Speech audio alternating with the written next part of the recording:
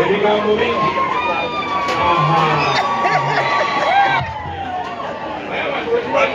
tuli bamaanyi banaseetegesenye okwogera kwange kato naye ango kato omusajja wange twakoleranga wali bwe twatuulanga ne tunyumya ne tumwogerako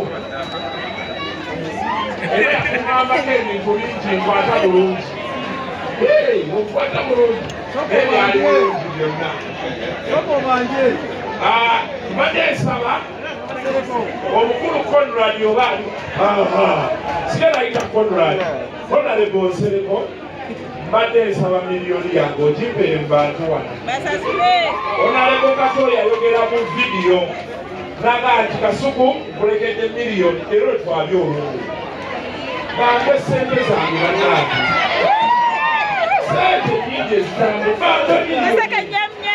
neyansanya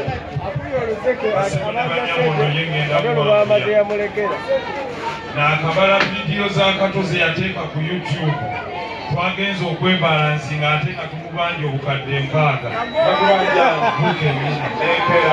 era gemazima ate omanyiri mu tekinologi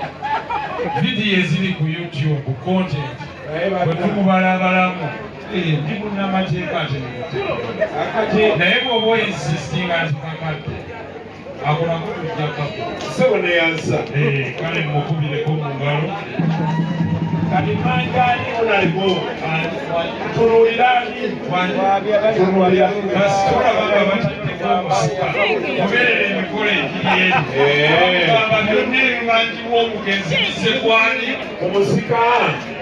mwesirikire yongera okubanja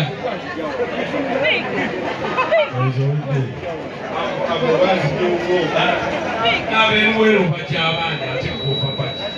tukyaliwo nnyo olaba n'omugenzi teyazikuweerawo omugenzi yaleka ŋŋambi kati gumiikiriza banaye agumiikirize ne bali bakyabanja wamala mwe tekubanja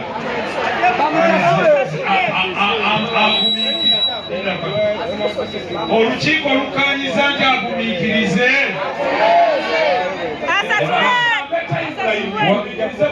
wagambye olina lawano paka lwanayambala empale empanvu ajja okubanja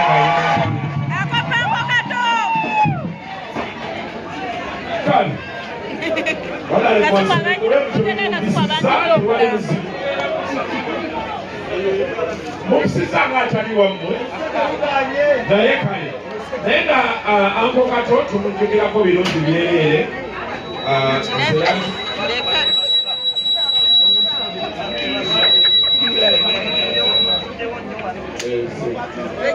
Ango Kato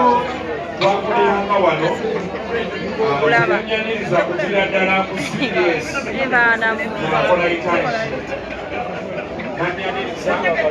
era n'antegeeza nti Kasuku nkulabamu omulamwa yali gyagenda kyetoloola aye ne twesanga ku mutimbagano ne tukwatagana n'andeeta akabalidde nenga Onalebo Nsereko bagambye mu vidiyo bwe mwayagalanga ennyo ensobola okubeera nga tukolagana ne tukwatagana kiba essanyu era abantu nga bangi basse ate okulaba nti tubeerawo mu lumbe nsuubira okubeera n'enkozi tusaanye nga tugenze etwamuziika ate okusobola okwongera okumusiibula tumusabire asobole okubuliramirembe olw'ensonga eyo akogambe manejaga tukenjagala okusabayo kafuka baye abasajja abakulu b'engoma agenda eri naawe bade nsaba abakulu b'engoma bakubireeko ku Nankasa kuba Ango Kato yawulira mu Nankasa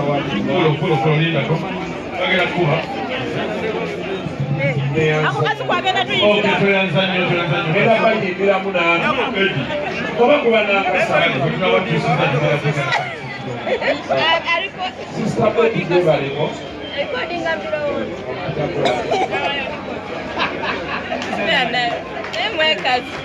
Kasumba oyo batulanga awo ne Katonda.